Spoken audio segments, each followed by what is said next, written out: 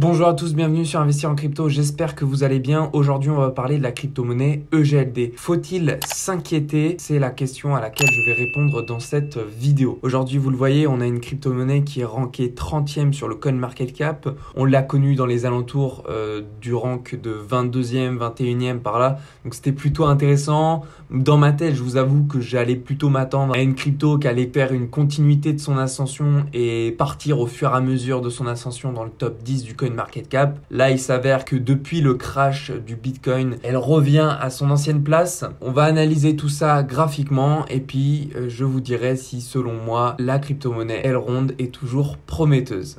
Alors, juste avant de commencer la vidéo, je me présente, je m'appelle Rémi, je vous apprends à investir dans les crypto-monnaies dans le but de vous diversifier et que vous réalisiez des plus-values sur ce marché. Donc, la crypto-monnaie Elrond aujourd'hui, elle a une capitalisation de 5 milliards 400 millions, ce qui nous change un petit peu de ce qu'on a pu voir ces derniers temps. On a pu la voir monter jusqu'aux 9 milliards de capitalisation, ce qui était plutôt nouveau pour nous, investisseurs dans la crypto-monnaie Elrond. Mais est-ce que pour autant, faut s'affoler parce qu'on a fait un moins 60% suite au crash du Bitcoin? Eh ben, on va regarder ça directement sur le graphique. Alors, vous le voyez, on a là une crypto-monnaie qui, si on se met en daily, est clairement dans une tendance baissière. On va même se mettre en H1, ça va être beaucoup plus parlant. On peut tout simplement analyser cette tendance baissière grâce à la résistance qu'on a pu tracer ici et également ce support-là. Le support se valide de cette manière. On le voit qu'il a été touché une fois là, deux fois ici, une troisième fois là. Et puis, on a vécu au moment de la chute un rebond ici. Ça a été utilisé en tant que résistance. Donc, on a là une zone très pertinente et puis au niveau de la résistance de ce canal, je vais juste le replacer un tout petit peu.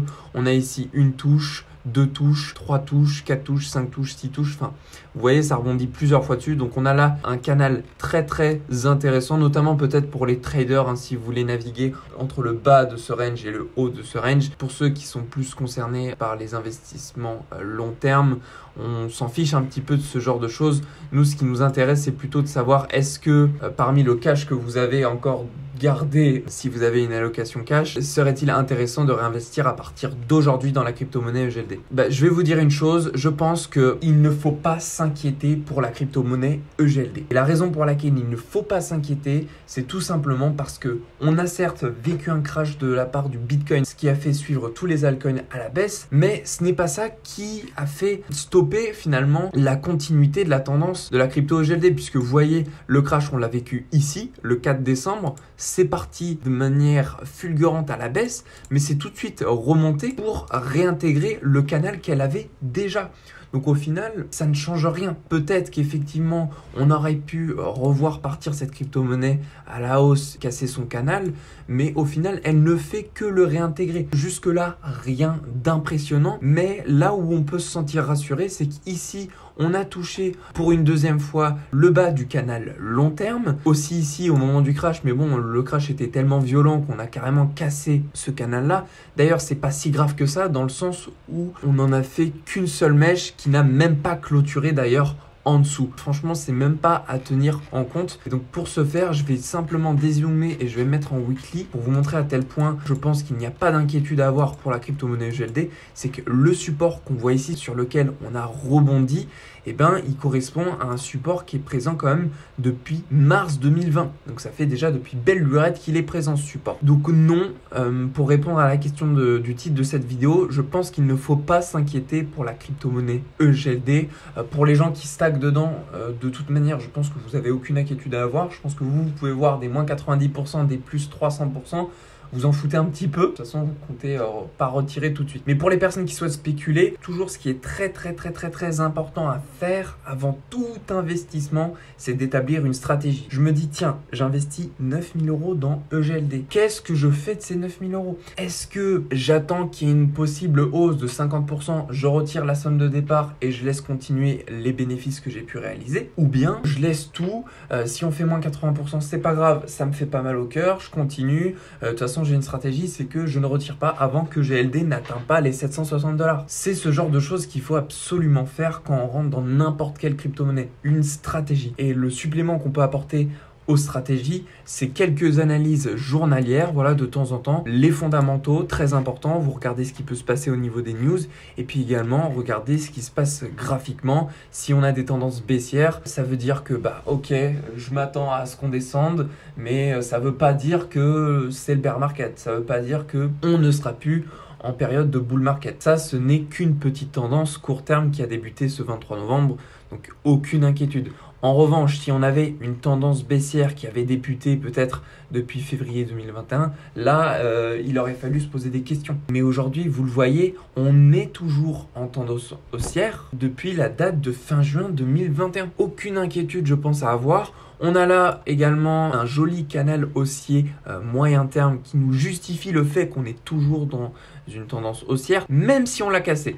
Puisque là, on a ici une jolie résistance qui se représente par ici en tant qu'ancien support. Ensuite, ici, ça a été touché une fois en tant que résistance. Et là, 3 fois en tant que résistance par 3 mèches qu'on peut voir ici. Et puis après, on a aussi un joli support ici que je vais mettre un petit peu plus gros, comme ça on va le voir. Vous voyez, ce support là il est très intéressant puisque on avait rebondi dessus depuis cette fin juillet 2021 et puis on l'a cassé. C'est même pas suite au crash, on l'avait même cassé un petit peu avant. Mais c'est pas très grave de toute manière. C'est pas parce qu'on a cassé ce canal moyen terme que ça veut pas dire qu'on va ne pas le réintégrer. Je pense que de toute manière, vu comment la crypto évolue et que toutes les autres cryptos évoluent de manière bullish, tant même qu'on ait eu ce flash crash, et on va, je pense, réintégrer ce canal-là, continuer et puis peut-être même atteindre des targets comme celles qu'on avait pu espérer, celle des 1500 $.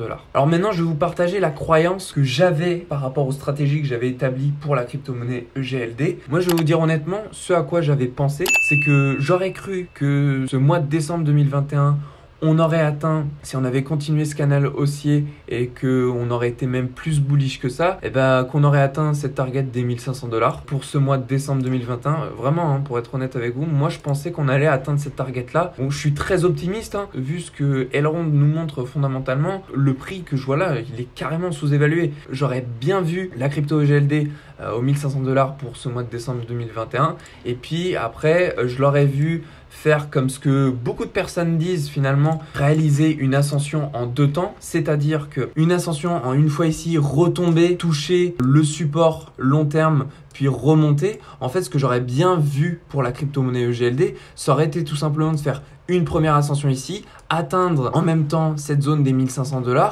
repartir vers le bas, pas nécessairement toucher le bas du canal long terme. J'aurais peut-être vu, allez, on va dire une stagnation peut-être autour des 1000 ou 760 $, et puis repartir pour faire une seconde ascension au niveau du RSI en weekly dans la zone de surachat pour atteindre cette zone des 10 000 $. 10 000 $, vous allez peut-être me prendre pour un fou, mais finalement, quand on voit que beaucoup d'analystes parlent d'un bull market, du pic, qui serait et se verrait peut-être autour de mars-avril 2022, on aurait pu très bien voir ce genre de scénario-là. Et puis quand on regarde le haut de ce canal long terme, regardons la résistance, mars 2022, ça nous amène aux 13 000 $. Donc ce palier psychologique des 10 000 $, pour moi, il n'était pas du tout impossible. On a aujourd'hui une capitalisation pour Elrond de 5 milliards 400 millions. Si on fait 10 000 divisé par 270, le prix qu'on a aujourd'hui, et puis ici on multiplie simplement par 5,4 milliards de capitalisation, c'est de l'approximation. Le multiplicateur au niveau du prix ne représente jamais ce que la capitalisation nous fait réellement, mais voilà, c'est une approximation. On aurait une capitalisation approximative au maximum pour la fin de ce bull run de 200 milliards, et 200 milliards pour Elrond, mais je l'envisage, mais tout à fait. Je l'envisage tout à fait. Et c'est pour ça que j'aurais pensé voir le bull run pour la crypto-monnaie Elrond s'effectuer en 2 temps. Bon visiblement, vous le voyez, c'est pas ce qu'elle nous fait. On est parti rechuter et atteindre le bas de son canal long terme. Est-ce qu'en soit c'est grave? Pas du tout.